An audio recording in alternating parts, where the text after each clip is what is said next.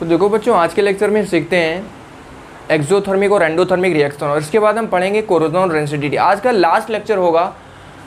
आज से आपका फर्स्ट चैप्टर कंप्लीट हो जाएगा और इसकी प्लेलिस्ट भी आपको जल्दी मिल जाएगी। और प्रीवियस लेक्चर में हम लोगों ने पढ़ा था रेडॉक्स रिएक्शन। तो आप लोगों ने अगर रेडॉक्स नहीं पढ़ा तो आप जाकर के वहाँ पर देख सकते हैं। आप जैसे ही चैनल पर डालेंगे रेडॉक्स, तुरंत आ जाएगा रेडॉक्स खुल के।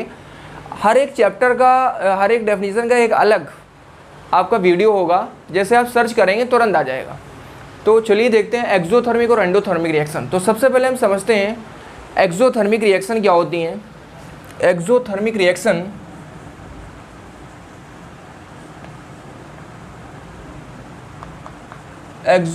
रिएक्शन देखो, अगर बात करें एक्सोथर्मिक रिएक्शन की, तो देखो एक्सोथर्मिक क्या होती है, ऐसी केमिकल रिएक्शन जो हीट एनर्जी लिबरेट करती है, रिलीज होती है। ऐसा कोई सिस्टम जिससे हीट एनर्जी रिलीज होती है, निकलती है, इट मीन्स ऐसी केमिकल रिएक्शन क्या कहलाती हैं, एक्सोथर्मिक केमिकल रिएक्शन कहलाती हैं। जैसे फॉर एग्जांपल आप अगर रनिंग करते हैं, दौड़ते हैं, तो हीट एनर्जी रिलीज होती है, लिबरेट होती है, तो ऐसे प्रोसेस क्या कहलाएंगे, एक्सोथर्मिक रिएक्शन कहते हैं उसे। तो आप लिख सकते हैं सिंपल वर्ड में कि ऐसी chemical reaction, the chemical reaction which proceed with the evolution of heat energy, the chemical reaction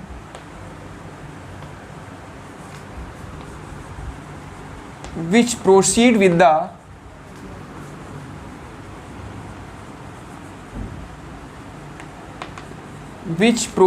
the evolution of heat energy, evolution या फिर हम कहें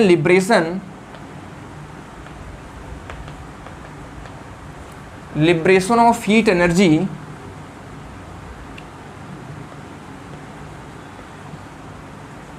liberation of energy, this process is called exothermic reaction, are known as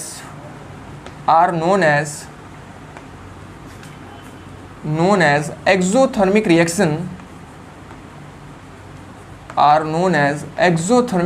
तो ऐसी chemical reaction क्या कहलाती हैं, exothermic chemical reaction कहलाती हैं। अब देखो एग्जाम्पल को समझते हैं। अगर बात करें एग्जाम्पल की, तो देखेंगे सिंपल सा एग्जाम्पल है आपका C+O2, जैसे कंबक्शन ऑफ कार्बन। आपने कार्बन का कंबक्शन कराया, कार्बन का कंबक्शन कराएंगे। Combustion it means reaction with oxygen. Combustion का मतलब है आप जला रहे हैं।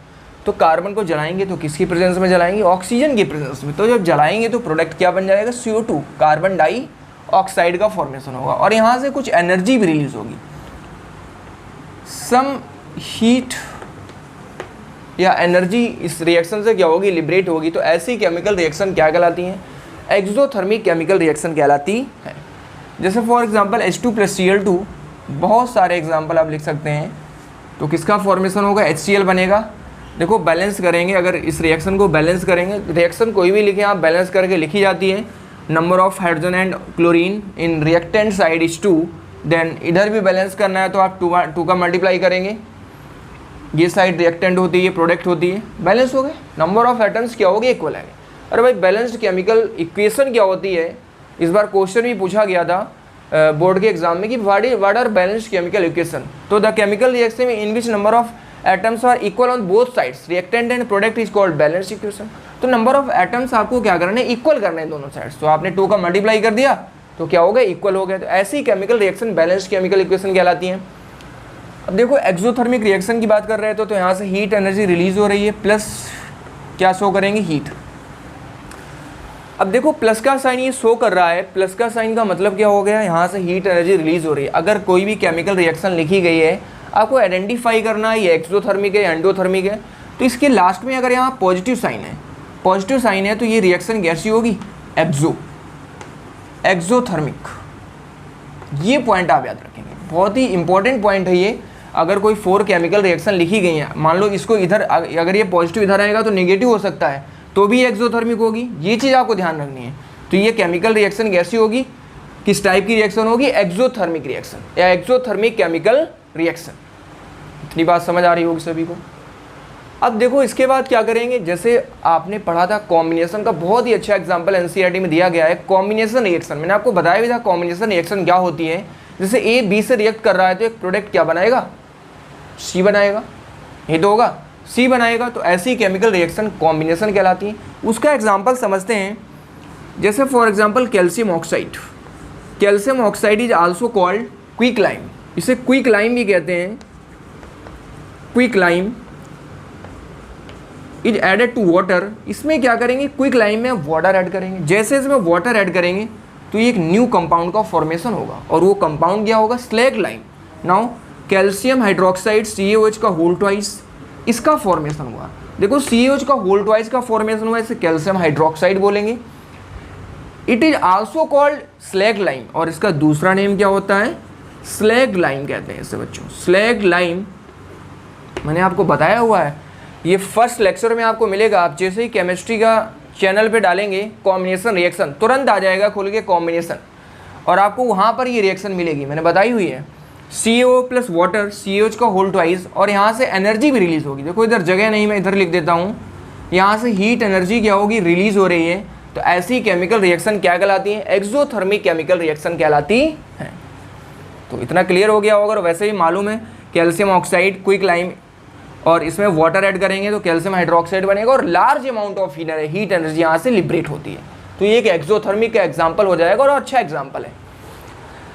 अब इसके बाद देखो बात करते हैं अगर एंडोथर्मिक रिएक्शन की, तो इसी का जस्ट रिवर्स क्या हो जाएगा, एंडोथर्मिक। एंडोथर्मिक क्या होती है, जो एनर्जी को क्या करती हैं, गेन करती हैं। ऐसी केमिकल रिएक्शन जो हीट एनर्जी को गेन करती हैं वो क्या कहलाती हैं, एंडोथर्मिक केमिकल रिएक्शन कहलाती हैं। तो the chemical reaction in which proceed with the, यहाँ पर इवोल्यूशन लिखा है या लिबरेशन लिखा है, वहाँ क्या होगा, एनर्जी को क्या करेंगे, गेन करेंगे। तो आप लिख सकते हैं एब्जॉर्बेशन ऑफ हीट एनर्जी, उसके लिए एक वर्ड यूज़ करेंगे एब्जॉर्बेशन, बाकी सेम रहेगा, आप देखेंगे। तो नेक्स्ट हेडिंग अगर देखते हैं तो क्या आ जाएगी, एंडोथर्मिक। एंडोथर्मिक रिएक्शन, तो देखेंगे बच्चों एंडोथर्मिक रिएक्शन क्या होगी। देखो डेफिनेशन बहुत ही आसानी से आप लिख सकते हैं, थोड़ा सा समझना पड़ेगा पॉइंट को, मेन पॉइंट जो की पॉइंट होते हैं उन्हीं को पॉइंट आउट करना होता है। जैसे ये दिया गया है तो ये इसका की पॉइंट है, क्या है कि ऐसी केमिकल रिएक्शन जहाँ से हीट एनर्जी लिबरेट होती है क्या कहलाती है, एक्सोथर्मिक। एंडोथर्मिक में क्या होगा, यहाँ पर इवोल्यूशन था या लिबरेशन था, वहाँ पर यहाँ पर क्या आ जाएगा, एब्जॉर्बेशन, गेन करती हैं। तो आप लिख सकते हैं the chemical reaction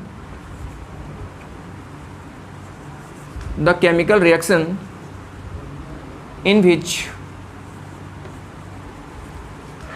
proceed with the, देखो यहाँ इवोल्यूशन लिखा है, proceed with the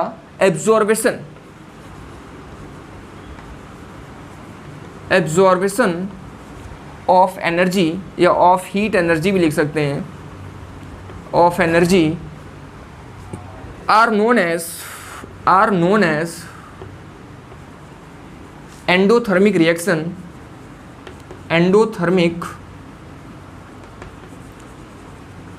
तो ऐसी केमिकल रिएक्शन क्या कहलाएंगी, एंडोथर्मिक रिएक्शन कहलाती है।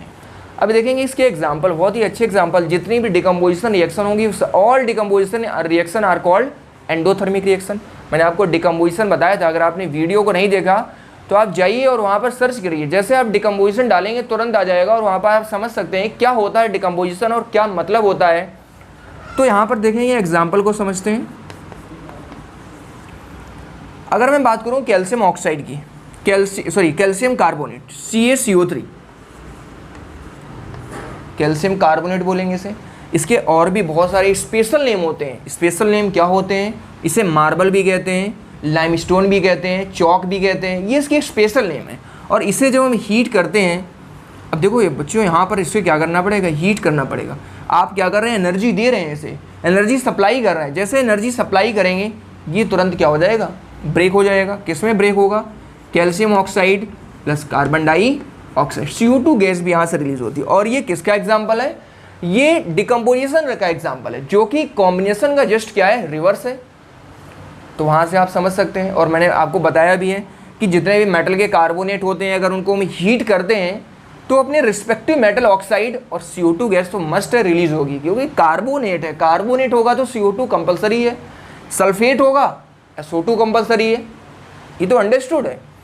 तो और रिस्पेक्टिव मेटल ऑक्साइड, अगर कैल्शियम होगी तो कैल्शियम का ऑक्साइड आएगा, मैग्नीशियम होगी तो मैग्नीशियम का ऑक्साइड आ जाएगा। तो इतनी बात समझ पा रहे होंगे सभी लोग।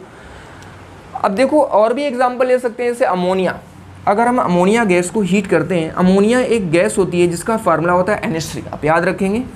ये अमोनिया गैस होती है, अगर इसको हीट करते हैं तो ये फर्दर क्या हो, ये किस में ब्रेक हो जाएगी, N2 + H2।